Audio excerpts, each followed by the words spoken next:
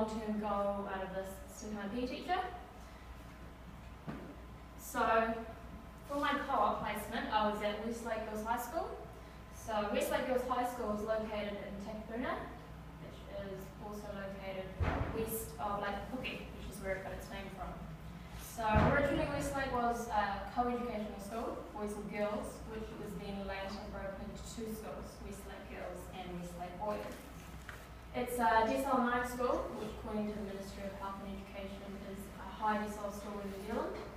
It's the largest single-sex school in New Zealand, and the principal is Rose Nixon, which is up there in the corner. So my department that I'm working in is the Health and PE department. The head of the department is Michelle Cleaver, and my supervisor is Lindley Heron, who is the head of health. And also in the department are 8 female PE teachers that teach both health and physical education. So other subjects that fall under health and PE are dance, outdoor education, and advanced physical education. So my roles in the department was basically observing health and PE classes. My main role was organising their health resources. So organising them, putting them into sections, letting the teachers know what they have, what they don't have, and what they need. I'm also assisting in the delivery of health and PE, which is team teaching. So I'm going to talk about my experience, although it might not sound very interesting, it was significant for me. So basically my experience was on the last day of term 1, which feels a lot like it does for a student or any student. It's quite exciting, quite hectic, and there's very little work done on both parts. So on this day there was a teacher who was quite ill. She had a really bad migraine to the point where she had blurred vision and she was lying under her desk. And being the last day of term, she didn't want to go home because there were lots of internals and lots of assignments that needed to be handed in, and so she felt like she needed to be there. So eventually, towards the end of the day, she got asked to leave, and she finally went home, which left 2 periods left of the day that needed to be filled. And as it was last day of term, and there were only 2 periods left, it was almost impossible to get a reliever. So I was sitting there, pretty much the only person in the department, not doing anything, and although technically I wasn't allowed to teach a class on my own, it just seemed silly not to offer. So I put my hand up and said that I could help. After discussing for a while, they agreed to let me do it because my supervisor was teaching a class next door. So they said as long as you popped in and out on me regularly, I'd be fine. So my class basically just needed to finish an activity from the earlier class they had before, and then they needed to watch a video. So all I needed to do was read out a couple of things they had thought about throughout the video. So there wasn't a load of direct teaching, but it was still quite nerve-wracking. And as it was the last day of term, they were very disruptive, so I needed to keep control of the class. So yeah, to me this was a significant experience, because it was the first time I'd been in charge of a class on my own, and I'd also personally never taught adolescent students of that age. So the theory that I've related to it is the cognitive theory. So I'll just give you a bit of background about it. So cognitive is focused on the process of learning, so that people learn from one another through observation, imitation, and modelling. So it consists of social cognitive theory and cognitive behavioural theory. So my focus is the social cognitive theory. So social cognitive theory, as it says here, refers to a psychological model of behaviour that emerged primarily from the work of Albert Bandura. How does this relate to my experience? Well, I learned about this theory in pedagogy and performance, and basically I felt it related to even my whole co-op experience through different elements. The 2 elements that related to this specific experience was observational learning. So here's a small definition up here. It means observing other people being an effective way of gaining knowledge and altering behaviour. So I related it because I've done a lot of observing of health and PE classes, and personally if I hadn't done those class observing, I wouldn't have even put my hand up, because that gave me the knowledge and a little bit of understanding that I'd seen other teachers do as teaching to help me teach in the class. Another one that helped me was self-regulation. So self-regulation has 3 sub-processes: self-observation, self-judgment, and self-reflection.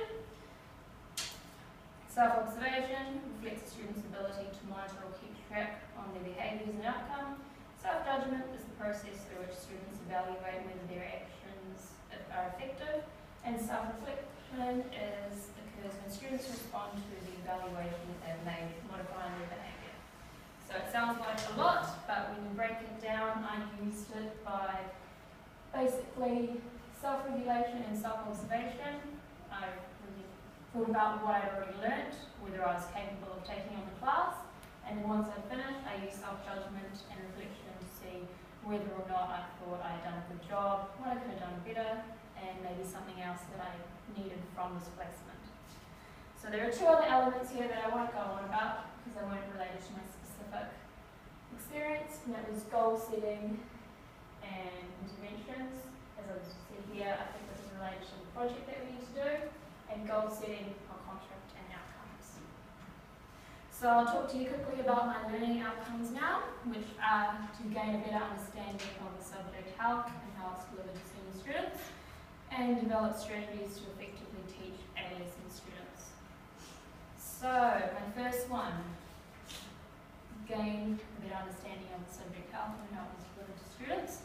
So, I felt that I achieved this outcome just simply by observing the health classes, which I was doing regularly, and observing gave me an understanding of the topic.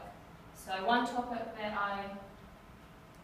resilience, that I sat on from beginning to finish, that helped me understand how it was delivered. In the beginning of the topic, they were given activities with definitions of key words, an understanding of the topic, read multiple articles, and then progressed onto an assignment. The assignment was called Managing Change, which aimed to evaluate factors that influence people's ability to manage change. So for the assignment, I had to interview someone who had gone through a significant change. So moving country, parent separation, drug abuse, and they needed to talk about how they managed that change. And they presented that through a report or an oral presentation. So I was lucky enough to see the topic from start to finish, which just basically gave me an overview of how it was delivered and how it was broken down. I've also been working directly with their resources, so I got to see firsthand what resources were given to them, what weren't. One resource I looked at was the sexuality topic, which was basically body parts, labels, definition. So that gave me the understanding that when starting a new topic, they go down to basics. My other outcome was to develop a strategy to effectively teach adolescent students. So this one I feel like is partially achieved by observing, but then I also feel like it needs to be achieved by doing it myself. So I plan on doing some team teaching to achieve this. So put my understanding to work. So the strategy I have worked out with my supervisor is just basically to follow around one classroom, get to know them, and then start team teaching. So for me, my only strategy is just to communicate with my supervisor, because if I don't ask, I won't get and understand that I'm not the main priority. So it's something we've already discussed and we already had planned, but on my part, I just feel I need to be vocal with her, reminder, and communicator with her. So there's no real strategy, then to just be vocal with her. So to conclude, I'll just highlight a couple of things that I've talked about. So I've given you a background of Westlake, which is the largest all-girls school in the country. I've talked about my place in the Health and PE department, my roles as organising resources and observing. I've related my experience of teaching for the first time to the cognitive theory, using thinking to learning, and I've also discussed my learning outcomes. So thank you for listening.